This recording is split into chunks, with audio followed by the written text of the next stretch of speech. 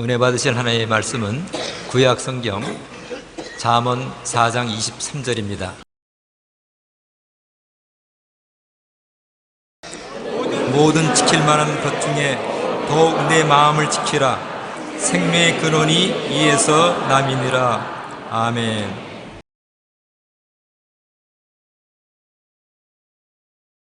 오늘 저는 여러분과 함께 내 속에 숨은 정체성을 찾아보자, 이 말씀으로 은혜를 받고자 하는 것입니다. 오늘 앉아 계신 여러분은 속에 또 다른 여러분을 품고 있습니다. 닭이 계란을 품고 있듯이 모든 씨앗은 훗날 그 씨앗을 깨뜨리고 나올 정체를 그 속에 가지고 있습니다. 도토리를 보면은 도토리 나무가 그 속에 있습니다. 도토리라는 조그마한 씨앗 속에 도토리 나무라는 정체성을 가지고 있는 것입니다.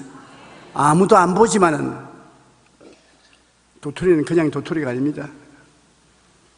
나도 내 속에 숨겨져 있는 하나님만이 보시고 계시는 나의 정체가 있습니다. 참된 모습이 있습니다.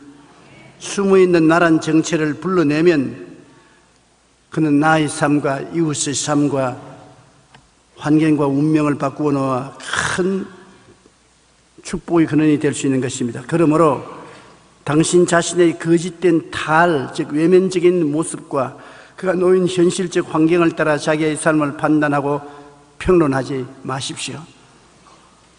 이 모습은 우리가 덮어쓰고 있는 탈입니다. 여러분께서 조용기를 보시지요. 조용기란 탈을 덮어쓰고 있습니다. 이 탈 속에 진짜 조용기가 들어있습니다. 주님만이 보고 계시는 진짜 조용기가 들어있는 것입니다. 하나님이 주신 내면적인 자기의 참된 모습을 우리가 알아내고 그것을 따라서 우리의 삶을 결정해야 되는 것입니다. 첫째로, 거짓된 탈을 쓴 나와 그 뒤에 숨은 진실된 나의 정체성을 분명히 알아야 되는 것입니다. 성경에 보면 하나님께서는 아브라함을 갈대아 우르에서 불러내어 가나안 땅으로 오게 한 것입니다. 그러나 나중에 하나님께서 아브라함을 부르셔서 너는 아브라함이 아니고 진짜 너가 누군지 내가 가르쳐 줄까? 아브라함이다. 아브라함이란 뭐냐? 많은 민족의 조상이라는 것입니다. 그는 아들이 없고 자식이 없었습니다. 창세기 17장 5절로 6절에 이제후로는 내 이름을 아브라함이라 하지 아니하고 아브라함이라 하리니 이는 내가 너를 여러 민족의 아버지가 되게 함이니라. 내가 너로 심히 번성케 하리니 내가 내게서 민족들이 나게 하며 왕들이 내게로부터 나오리라. 보통 사람은 보아서 안 보이는데 하나님은 아브라함이라는 그 사람 속에 많은 민족이 들어있는 것을 보셨습니다. 많은 임금들이 그 속에 들어있는 것을 보셨습니다. 그 아브라함이라는 탈을 벗어나면 그 속에 정체의 진실한 아브라함은 아브라함, 많은 민족의 조상이었던 것입니다. 창세기 17장 15절로 16절에 보면 또 하나님이 아브라함에게 이르시되 내 아내 사레는 이름을 사레라 하지 말고 사라라 하라. 사레는 거짓된 자기인 것입니다. 그 참된 모습은 사람이다. 내가 그에게 복을 주어 그가 내게 아들을 낳아주게 하며 내가 그에게 복을 주어 그를 여러 민족의 어머니가 되게 하리니 민족의 여러 왕이 그에게서 나리라. 그는 지금은 자식이 없는 사례지만 그 진실한 정체성은 사라다. 사라라는 말은 많은 민족의 의미, 많은 왕들의 의미란 말이다. 하나님은 사례 속에 사라가 들어있는 것을 보셨습니다. 지금 하나님이 여러분을 탁 열어서 여러분에게 보여주시면 여러분 기절초풍으로 할 것입니다. 와, 내 속에 이런 내가 들어있었구나. 문제는 자기 속에 하나님이 주신 자기의 진정한 모습을 한평생 발견하지 못하고 거짓된 자기를 덮어쓰고 살다가 죽는 사람이 너무나 많습니다. 여러분, 진실한 여러분은 현재 있는 여러분과 다를 때가 많습니다. 인간 내면에 보이지 않는 자아가 있어 얼마든지 새롭게 될 수 있는 잠재력을 무궁무진하게 가지고 있다는 것입니다. 그러므로 우리는 숨은 나와 감추인 정체성을 찾아내야 하는 것입니다. 50, 60이 되어도 참된 자기를 찾아내려고 작정하면 새로 학교에 들어가서 공부를 하고 자기를 찾아내는 사람들을 여러 번 보았습니다. 그러므로 여러분의 정체성을 찾아내야 돼요. 우리 성경에 보면은 사사기 6장 12절로 14절에 기디온이라는 사람이 있습니다. 기디온은 므낫세 지파 아비에셀 사람 요아스의 아들로 이스라엘 중에서도 가장 약한 족속이요, 자기 족속들 중에도 가장 미약한 사람이었습니다. 사람이 겁이 많아서 타작할 때 당당하게 타작을 하지 못하고 적들이 와서 공격하여 곡식을 빼앗아가고 자기를 죽일까 싶어서 포도즙을 짜는 포도즙 틀에 숨어가지고 타작을 하고 있었습니다. 겁쟁이였습니다. 그리고 기디온은 스스로 말하기를 나는 우리 족속 중에 가장 못난 족속이요, 가장 약한 사람이요, 겁쟁이다. 나는 용감하지 못하다. 그런데 갑자기 천사가 나타나서 타작하고 있는 기디온에게 큰 용사여, 하나님이 너와 함께 계시도다. 깜짝 놀랐으면 누구 보고 하시는 말씀입니까?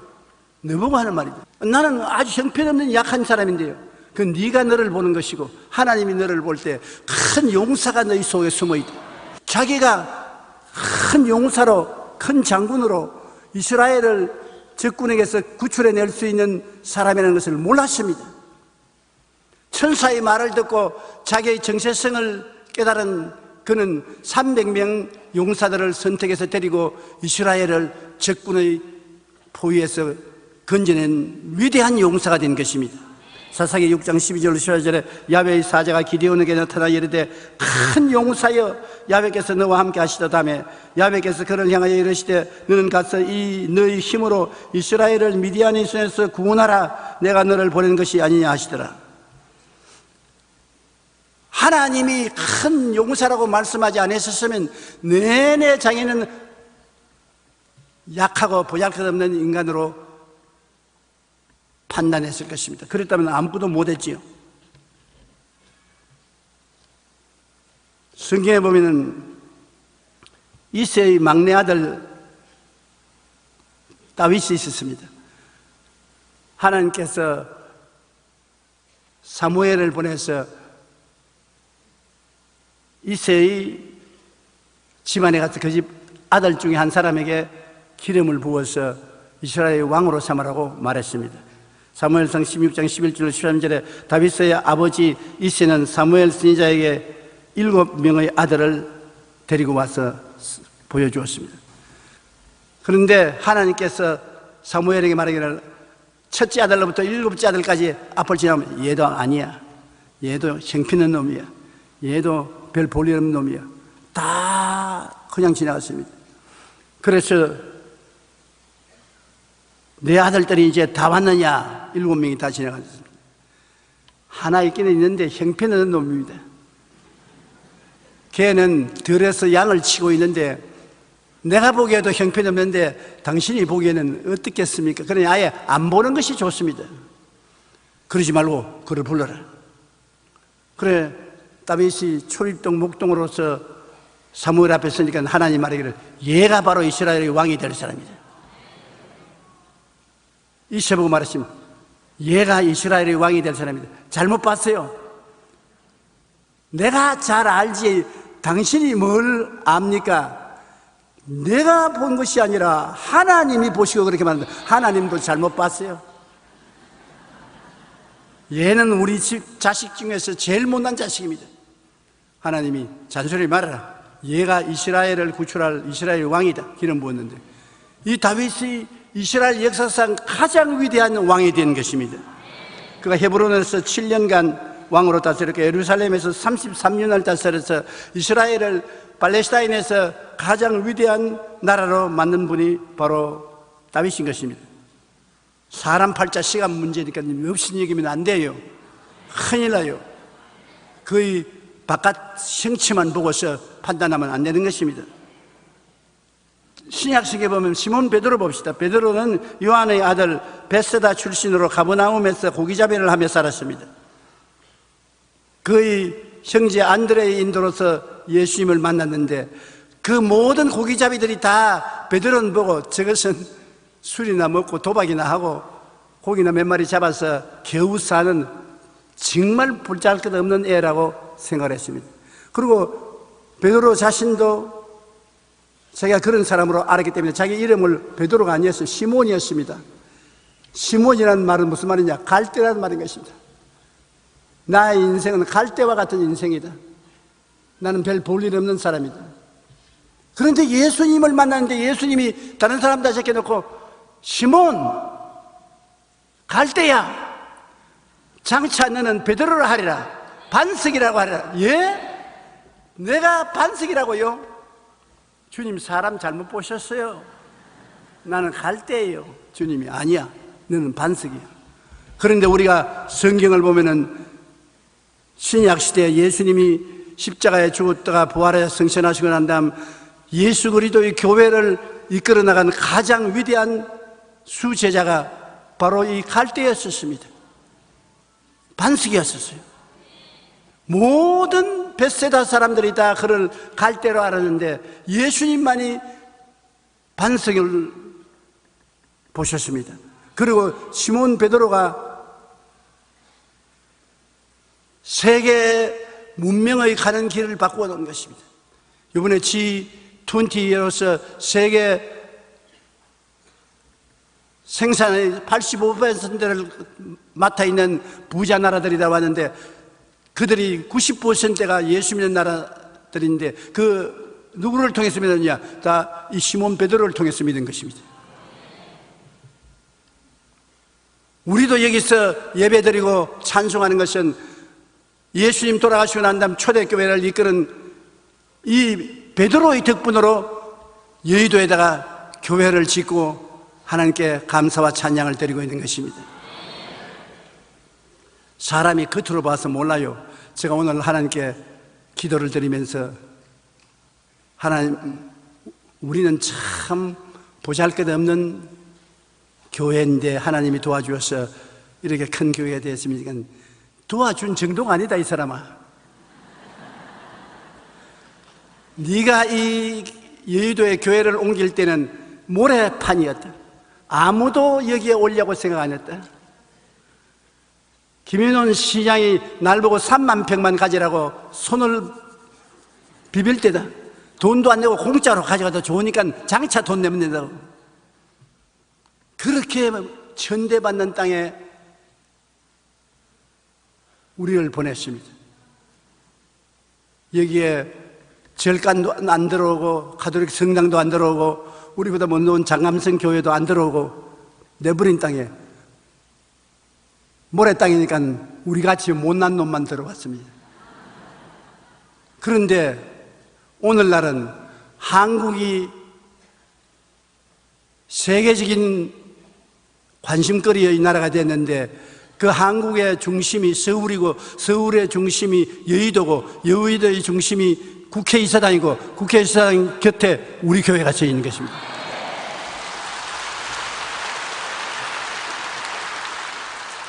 근데 기도하는데 성령께서 말하기를 그때 너는 못 봐도 나는 다 보았다. 내가 너에게 복 주기 위해서 서울 1번지에 너를 갖다 놓았다. 누구든지 한국에 오는 사람, 서울을 찾아온 사람은 국회의사당 서울의 1번지를 찾아올 것이요, 서울의 1번지 찾아온 사람은 순복음교회 보기 싫어도 봐야 된다. 그러므로 우리가 겉만 보고 무시하면 절대로 안 돼요. 마태복음 16장 18절에 또 내가 내게 이르노니 너는 베드로라. 내가 이 반석 위에 내 교회를 세우리니 음부의 권세가 이기지 못하리라. 눈에 보이는 내 속에 눈에 안 보이는 내가 있다. 따라 말씀해 주십시오. 눈에 보이는 내 속에 눈에 안 보이는 내가 있다. 그를 찾아내야 돼요. 그렇기 때문에 여러분이 새롭게 될 수 있는 가능성이 얼마든지 있습니다. 여러분 자신도 여러분을 무시하지 말고 이웃 사람도 여러분을 무시하지 말아야 되는 것입니다. 우리는 신앙 안에 감추인 정체성을 발견하여 우리의 삶을 더욱 새롭게 변화시킬 수 있는 것입니다. 둘째로 오늘 우리가 알아보고 싶은 것은 예수님 안에 하나님께서는 모든 인류가 하나님의 백성이 될 가능성을 가지고 들어있다는 것을 보시고 계셨습니다. 여러분, 하나님이 보시는 안목은 우리와 다릅니다. 아담과 하와 속에 하나님은 누구를 보았습니까? 60억 인구가 들어있는 것을 보았습니다. 우리가 보는 것은 아담과 하와 한 사람을 보지만은 하나님은 60억을 보았었어요.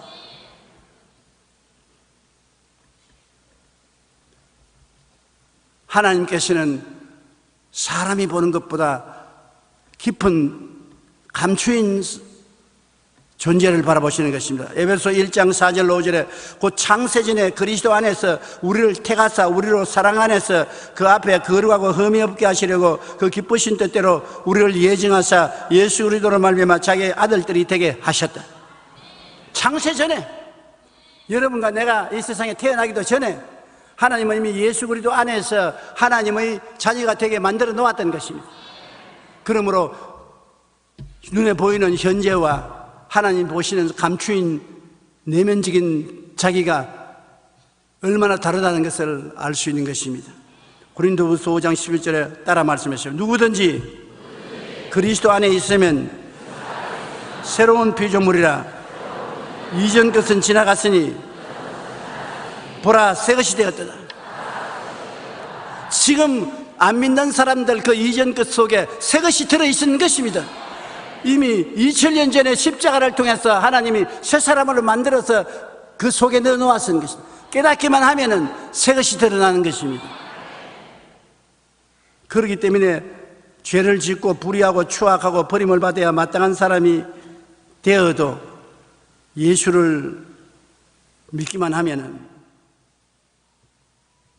구원받은 자아가 감추인 것이 나타나는 것을 보게 되는 것입니다.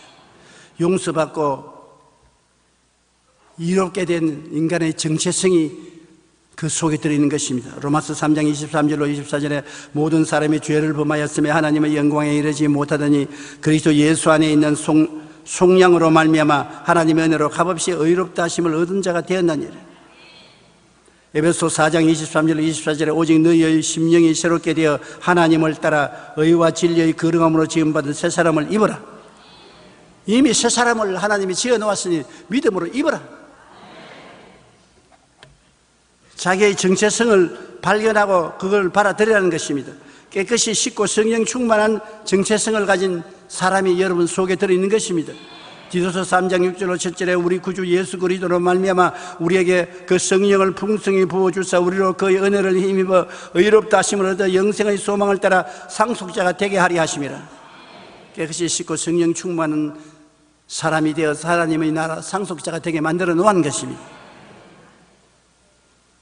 하나님은 2000년 전에 이미 건강하고 병이 낫고 튼튼한 사람으로 만들어 놓은 것입니다.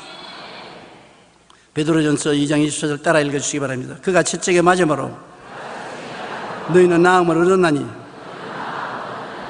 이미 나았다고요. 자기의 정체성을 깨달아 안다는 것은 굉장히 중요합니다.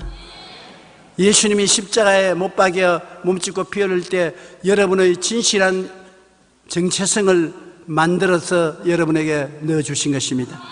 용서받고 의로운 여러분, 거룩하고 성령받은 여러분, 병고침 받고 건강하게 된 여러분 모습을 그때 이미 만들어 놓은 것입니다. 그때 이미 아브라함의 복과 형통을 받은 자가 되게 만들어 놓은 것입니다. 하나님을 의지하면 아브라함의 복을 받고 형통을 얻어서 무엇을 먹을까, 무엇을 입을까, 무엇을 마실까 걱정하지 않도록 여러분 자신을 만들어 놓은 것입니다. 그렇게 못난 여러분이 아닙니다. 지금 길거리에 나가서도 먹고 살 수 있게 만들어 놓았어요. 그 사람은 못해도 속 사람은 할 수 있습니다. 이 물질적인 3차원의 세계 속에 그 물질을 변화시킬 수 있는 여러분 영혼의 4차원을 속에 가지고 있는 것입니다. 그러니 여러분 정체성을 발견한다는 것은 그리스도 안에서 굉장히 중요한 것입니다. 갈라디아서 3장 13절 14절에 그리스도께서 우리를 위하여 저주를 받은 바 되사 율법의 저주에서 우리를 속량하셨으니 기록된 바 나무에 달린 자마다 저주 아래 있는 자라 하였음이라. 이는 그리스도 예수 안에서 아브라함의 복이 이방인에게 미치게 하고 또 우리로 하여금 믿음으로 말미암아 성령의 약속을 받게 하려 함이라. 예수님이 우리 대신 저주를 받아서 형통과 축복을 이미 주신 것입니다. 그러고 이미 2000년 전에 십자가에서 부활 영생 천국을 여러분에게 주어 놓은 것입니다. 지금 비로소 부활 영생 천국을 얻는 것이 아닙니다. 하나님이 이미 주어 놓으신 것을 지금 깨닫는 것입니다. 요한복음 14장 1절 3절에 너희는 마음에 근심하지 말라. 하나님을 믿으니 또 나를 믿어라. 내 아버지 집에 있을 곳이 많도다. 그렇지 않으면 너희에게 일러시리라. 내가 너희를 위하여 처소를 예비하러 가느니 가서 처소를 예비하면 다시 와서 나 있는 곳에 너희도 함께 있게 하리라. 주님께서 고생하고 애쓴 열매는 이미 여러분이 구원받아 하나님 백성이 되게 만들어 놓은 것입니다. 그러니 예수를 구주로 모시면 여러분은 이미 하늘나라 백성으로서 하늘나라 있을 집을 갖고 있는 사람들이 되었으니 얼마나 감사한 것입니까? 왜 제가 이런 말씀을 여러분 하냐면 자기를 비하하지 말라는 것입니다. 나는 못났다, 나는 바보 천치다, 우리 부모도 별로 잘나지 못했고 나도 그 혈통을 받아서 나도 별로 잘나지 못했고 나도 좋은 학교도 못 나왔고 내가 봐도 별 볼없는 놈같이 보이니 누가 나를 돌봐주게. 그렇게 하면은 끝장나고 말았어요. 모든 사람들마다 얼굴이 다 다릅니다. 나는 늘 생각하기를 얼굴이 다 달라도 다 굉장히 잘날 수가 있습니다. 왜 그러냐? 제가 50년 동안 목회를 하면서 사람들을 보지 않아요. 목사가 목회한다는 것은 설교하면서 사람 얼굴을 보는 것입니다. 그런데 각 사람마다 얼굴 중에 한 부분은 잘난 얼굴을 가진 사람 다 가졌어요. 다른 얼굴 때는 당연히 못났는데 눈이 잘난 사람이 있고 못난 사람인데 코가 잘난 사람이 있고 다 못난데 입술이 도톰하게 잘생긴 사람이 있고 어느 곳 한 곳이 잘난 데가 있어요. 그래서 저는 마음속으로 목사 플러스 스타일리스트가 돼가지고서 내 같으면 저 사람을 눈 중심으로 치장을 해주겠다, 코 중심으로 화장을 하겠다, 이마 중심으로 화장을 하겠다. 그거 탁 튀어나게 사람이 얼굴을 탁 볼 때 전부 다 한꺼번에 보지 않습니다. 탁 튀어나온 것부터 먼저 보는데 와, 눈이 탁 튀어나오면 눈이 탁 튀어나오시 인상적이다. 턱이 탁 튀어나오니 인상적이다. 하나 잘 보이면 다 잘 보이게 돼. 그러니 우리가 자기를 비하하면 안 돼요. 다 잘났어요. 이 세상에 아무것도 못하는 사람 아무도 없어요. 뭐 하나라도 다 잘하는 것입니다. 예수님 안에서 자기의 정체성과 가능성을 깨달아 알아야 되는 것입니다. 내 눈에는 아무 증거 안 보이고 내 귀에는 아무 소리 안 들리고 내 손에는 잡히는 것 없어도 베드로전서 2장 9절에 보면 너희는 택하신 족속이다. 여러분 원투한다는 여러분 문제가 아니에요. 주님이 택하는데 어떻게 하란 말입니까? 하나님이 너 내 자식으로 택한다. 예수 믿고 내 품에 안겨라. 여러분이 된 것이 아니라 택함을 받았어요. 그만해도 보통이 아니잖아요. 하나님께 택함을 받았는데 얼마나 훌륭합니까? 왕같은 제사장들이요. 이래 봐도 왕같은 제사장들이요. 거룩한 나라여 거의 소유된 백성이다. 신분증에 이만한 자격 기록한 거 보았습니까? 요한복음 15장 16절에 너희가 나를 택한 것이 아니요 내가 너희를 택하여 세웠나니 너희로 가서 열매를 맺게 하고 또 너희 열매가 항상하게 하여 내 이름으로 아버지께 무엇을 구하든지 다 받게 하려 함이라. 이게 여러분의 참 모습인 것입니다. 여러분이 여러분을 비하해서 자꾸 부정적인 생각을 하고 뒤로 물러가고 믿지 않기 때문에 별 볼일 없는 신앙인을 생활을 하고 있지, 하나님이 여러분을 만드신 것을 보면 여러분을 택해서 열매를 맺고 더 많이 맺고 하나님께 영광 돌리게 하도록 하나님이 만들어 놓았었어요. 그것을 여러분이 받아들여야 돼요. 신기한 토마토 이야기 들어본 적이 있습니까? 일본의 노자와 시게오라는 식물학자는 1985년 스쿠바에서 국제과학기술박람회에 놀라운 토마토 나무를 소개했습니다.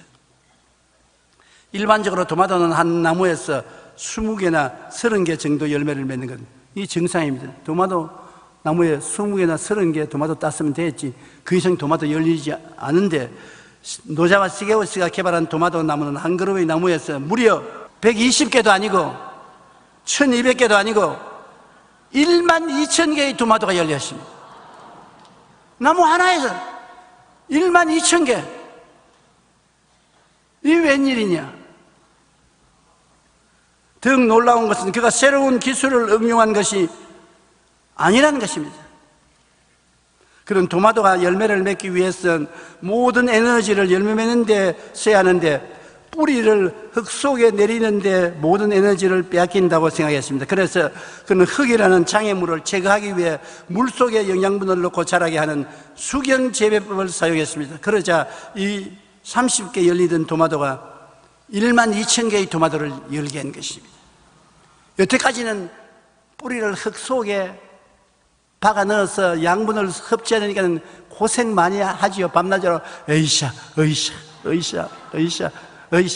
어이 양분 좀 더 올려라. 아이고 좀 기다려라.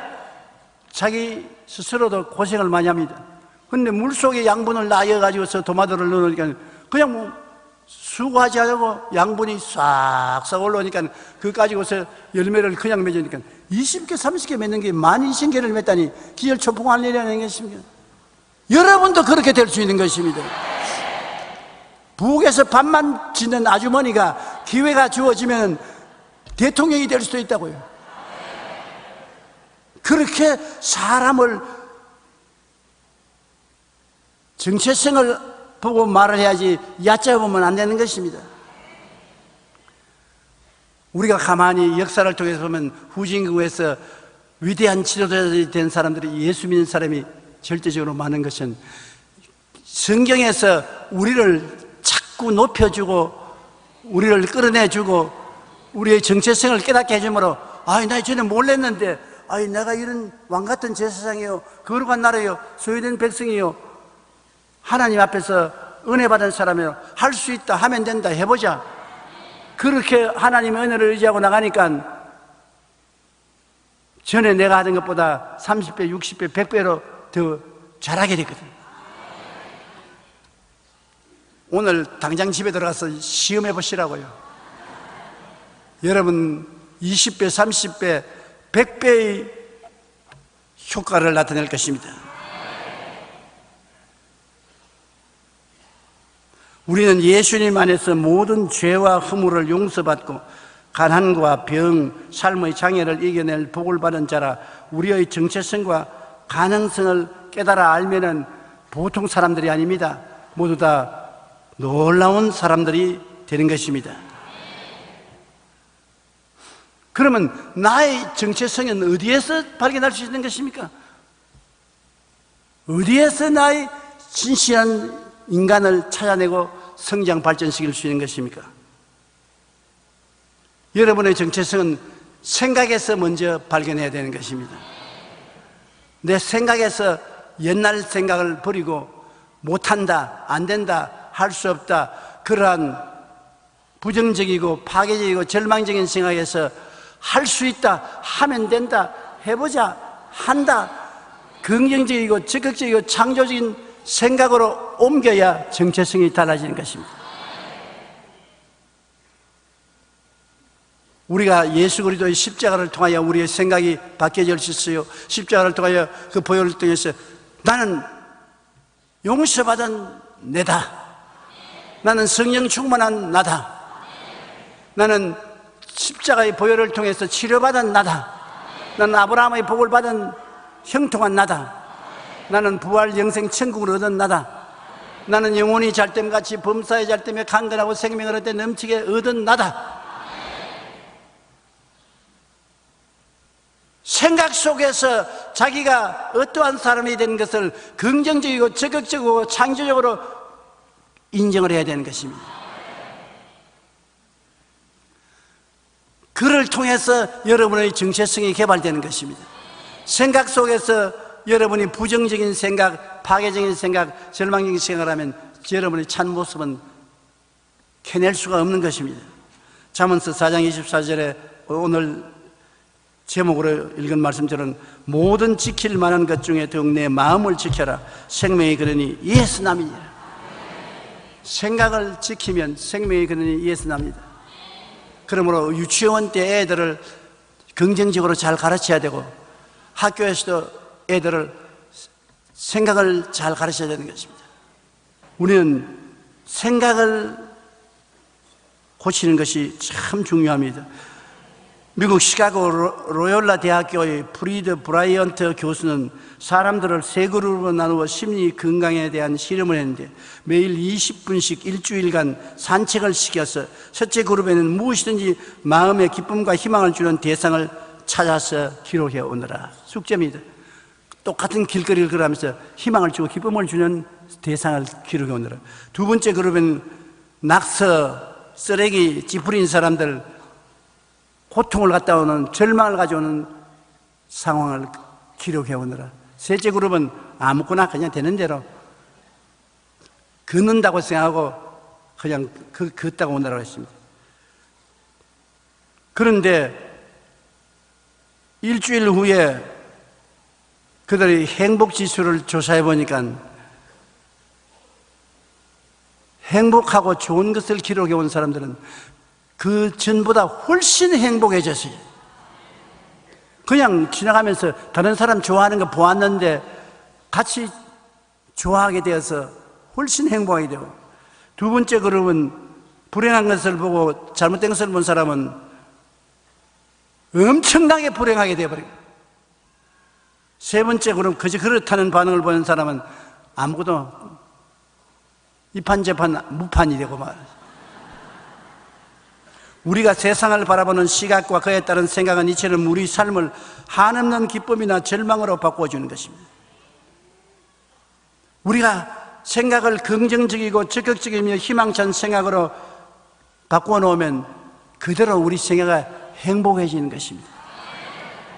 그러나 우리가 부정적이고 파괴적이고 절망적인 생각으로 해서 정체성을 나쁘게 길러놓으면 우리의 삶이 아주 불행해지고 안 좋아지는 것입니다. 집에 들어와서 회사에서 일어난 모든 나쁜 일을 부인과 자녀들에게 아버지가 밥 먹으면서 이야기를 하면 그 부인과 자녀들을 아버지가 들어오기 전보다 훨씬 더 불행하게 만들어 놓고 마는 것입니다. 그러나 아버지가 회사에서 들어와서 부인과 자녀들에게 기분 좋고 희망차고 즐겁고 아름다운 일에 대한 이야기를 해줍니다. 그러면 애들이 부인과 함께 훨씬 행복해지는 것입니다. 아무 이야기도 안 하면 아무것도 안 되고. 그러니 우리가 가족들과 서로 대화할 때 될 수만 있으면 희망을 주고 기쁨을 주고 소망을 주는 이야기를 하는 것이 좋습니다. 사실 그렇게 하려면 굉장한 결심을 해야 돼요. 보통 결심 안 하고는 안 되는 것입니다. 우리가 우리의 정체성을 바꾸면 그것을 다른 사람에게 옮겨줄 수가 있는 것입니다.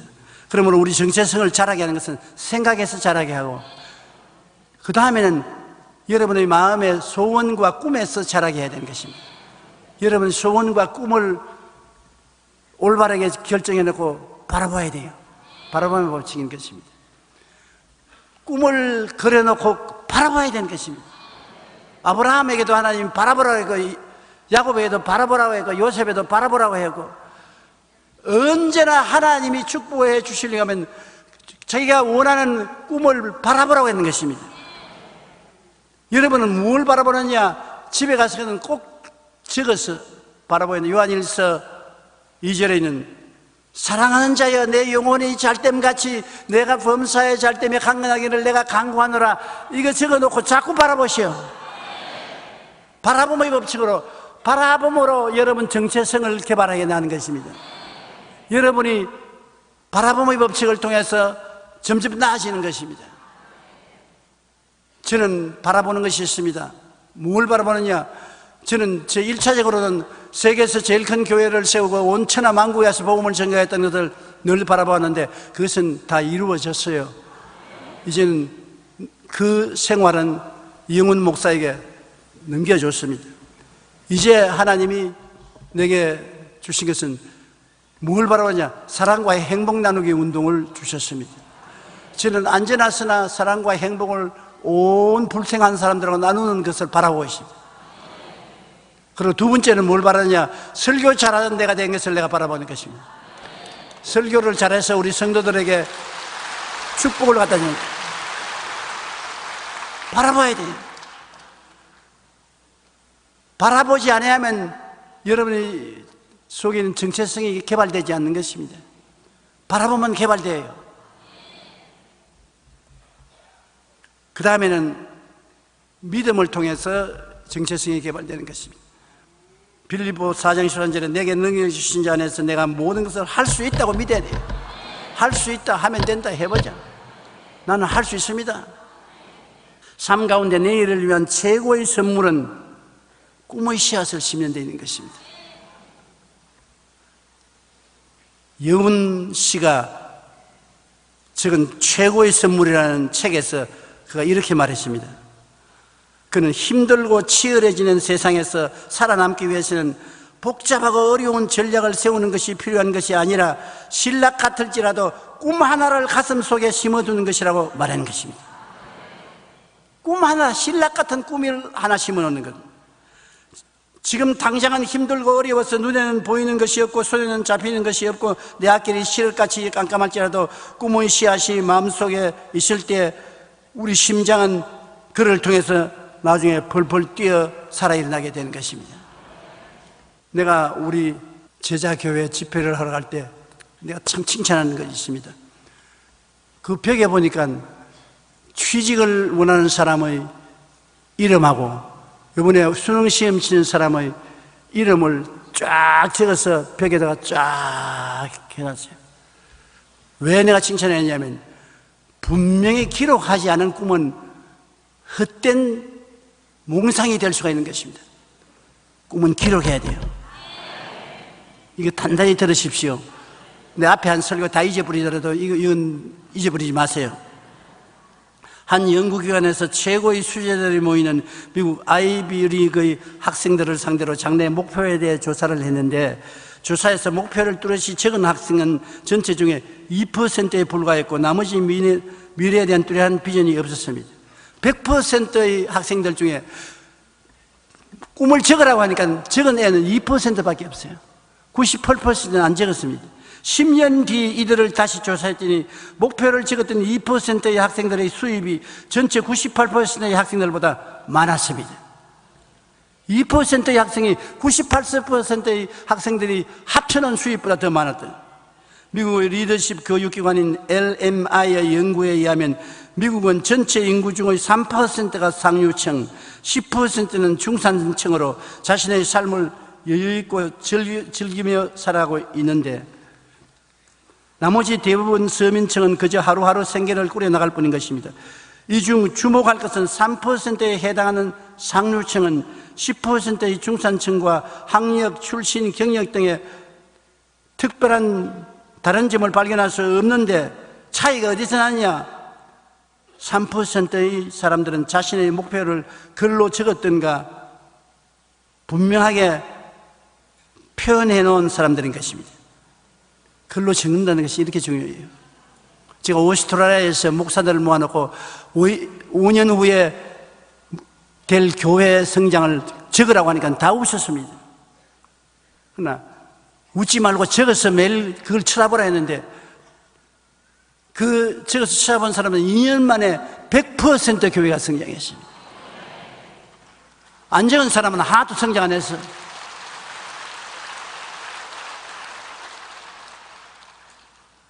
제가 여러분 우리 여의도 순복음교회 지을 때 그때가 IMF는 뒤나가라 할 듯이 괴롭고 고통스러울 때입니다.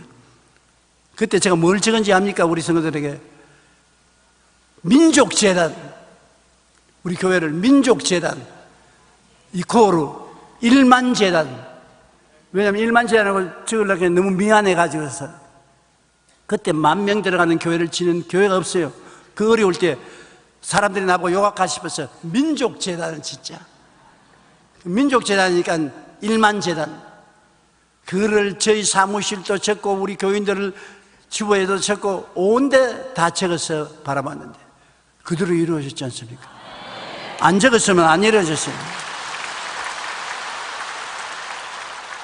3%에 해당하는 상류층의 사람들은 인생의 목표를 구체적으로 세워 그것을 글로 적어 바라보며 꿈을 키워나가는 것입니다. 오늘 집에 돌아가거든 적으시오. 적지 않고 막연하게 있는 것은 몽상에 불과한 것입니다. 우리의 분명한 정체성의 가능성은 꿈과 목표를 구체적으로 적고 그것을 바라볼 때 더 크게 자라고 확실하게 이루어지는 것입니다. 적는다는 것이 그렇게 중요한 것입니다. 강의를 노트북에 적는 것이 그렇게 중요한 것입니다. 내가 여기 강단에서 가만히 보면 내 설교를, 어줍지 설교를 받아 적는 사람이 있어요. 열심히 받아 적고 있어요. 내가 속으로 세월이 지나가면 너도 나처럼 될 것이다.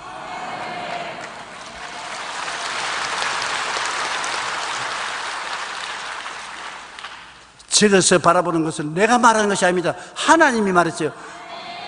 야고보의 아들들 중에 요셉은 제일 막내에서 두 번째 아들인데 다른 애들은 꿈을 안 보았는데 요셉은 꿈을 보았어요. 꿈에 곡식단이 일어나서 자기 위해서 절하는 것, 그것을 보고 그것을 입으로 말하고, 해와 달과 별들이 자기를 보고 절하는 것을 보고 입으로 말하고, 꿈을 분명히 보았습니다. 나중에 그가 국무총리가 되었습니다. 본대로 된 것이요. 그 다음 여러분 정체성을 끄집어내는 것은 마지막에 말에서 끄집어내는 것입니다. 로마서 10장 10절에 사람이 마음으로 믿어 이르고 입으로 시인하여 구원에 이르나니라. 마음에 생각하고 꿈꾸고 믿은 것을 입으로 말하면 그것이 말이 구원을 가져오는 것입니다. 말이 결론적인 도장을 찍는 것입니다. 잠언서 4장 24절에 구부러진 말을 내 입에서 버리며 삐뚤어진 말을 내 입술에서 멀리하라. 구부러지고 삐뚤어진 말을 하지 말라는 것입니다. 심리학자인 세드 햄스테드는 셀프 토키라는 책에서 인간의 생각에 대한 통계를 말했는데, 사람들은 하루에 깊이 자는 시간을 빼고 20시간 동안에 5만 내지 6만 가지 생각을 한다고 하는 것입니다. 우리 한국 사람이 맞았어요. 우리 심리학자가 아니라 5만 가지 말을 다 한다고. 하루 종일 5만 가지 생각을 다 한다고. 야, 우리 한국 사람 참 멋져, 멋져. 그런데 이것을 계산해 보면 1시간에 2,500가지, 1분에 42개의 생각을 하는 것입니다. 1분에 42개의 생각이 머릿속에서 지나가요. 그런데 문제는 이들 생각의 85%가 부정적이라는 것입니다. 5만 가지 생각의 85%가 부정적입니다. 게다가 사람들이 듣는 말도 75% 이상이 부정적인 말입니다. 내가 생각하는 85%가 부정적이고 다른 사람에게 듣는 말 75%가 부정적이고, 이렇게 부정적인 말을 듣고서 잘 될 택이 없습니다. 이러고도 선진국 20개국에 들어간 것이 희한한 일이에요. 그러므로 우리의 의식을 그대로 놔두면 부정적으로 되고 남을 비난하면서 인생을 마감하게 되는 것입니다. 우리가 우리 자신을 알고 회개하고 우리 자신을 변화시키도록 매니지 않으면 끝장나는 것입니다. 85%의 부정적인 말을 생각을 하고 75%의 부정적인 생각을 듣고 부정 속에, 흙탕물 속에 빠져서 깨끗한 사람이 될 수가 있습니까? 하나님은 긍정적이고 적극적인 생각, 긍정적이고 적극적인 꿈, 긍정적이고 적극적인 믿음, 긍정적이고 적극적인 말을 하기를 원하시는데요, 완전히 마귀하고 손을 잡고 일반 사람이 사는 것입니다. 이것만은 여러분 잊지 말고 깨달아 알아야 되는 것입니다. 여러분의 생각의 85%가 부정적이다. 다른 사람이 여러분에게 말할 때 가만히 들어보면 75%의 말하는 것이 부정적이다. 그렇기 때문에 여러분 자신부터 긍정적인 생각을 하는 캠페인을 벌여야 되는 것입니다. 우리 생각을 긍정적으로 하도록 노력을 해야 우리의 정체성을 찾아낼 수가 있는 것입니다.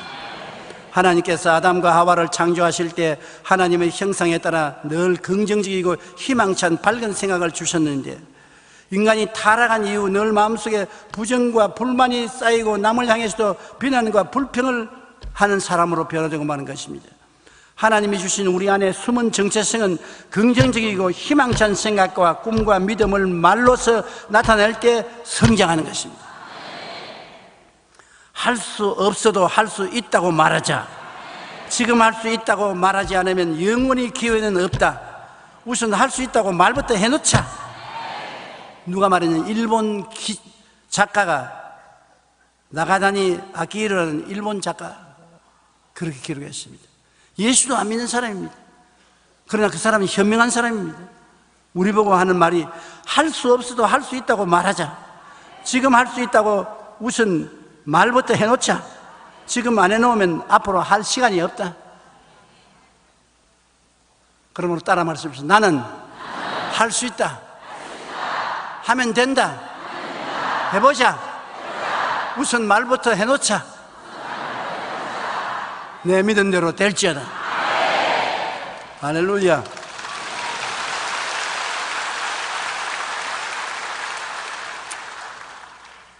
여러분 속에 감추어진 정체성을,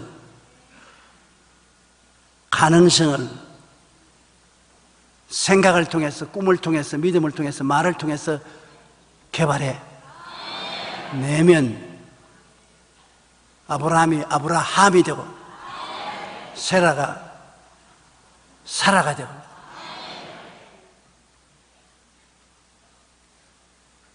하나님께서 여러분의 인생을 새롭게 만들어 놓는 것입니다. 여러분 속에 감추인 위대한 인물이 들어 있습니다. 비하하지 마십시오. 늦지 않았습니다. 여러분의 위대한 인생을 개발해 내십시오. 하나님께서 우리 예수 믿는 사람에게 주신 이 은총과 사랑을 생각할 때 너무나 감사하게 안 할 수 없는 것입니다. 십자가를 통하여 여러분 새로운 사람을, 숨은 사람을 불러내십시다. 모두 다 갈대와 같은 인생을 살았으면 오늘 베드로가 되십시다. 사울과 같은 인생을 살았으면 바울이 되십시다. 기적을 품에 안고 사는 여러분 되시기 바랍니다.